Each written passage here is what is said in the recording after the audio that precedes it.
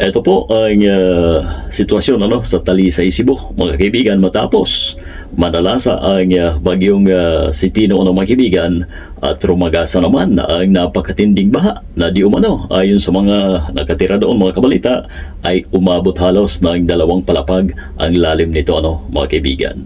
Sunod-sunod na kalamidad po ang tumatama sa ating bansa mga kaibigan. Ipag-pray po natin ang Cebu at iba pang bahagi ng ating bansa na mga tinamaan po ng nasabing bagyo mga kaibigan.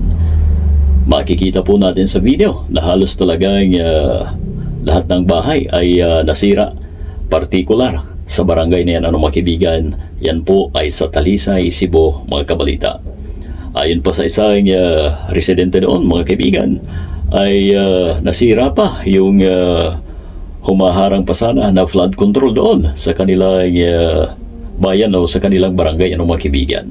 So pag-igihan pa po sana natin ang pagpapagawa ng mga flood control na matitibay mga kaibigan at naway maiwasan na ang matinding korupsyon sa ating bansa mga kabalita.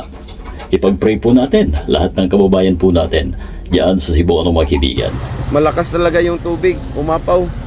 Nasira yung fire, yung riprap nila dyan, nasira. Yung flood control nila, nasira. Yun. Balita, reaksyon at opinyon. Ang balita.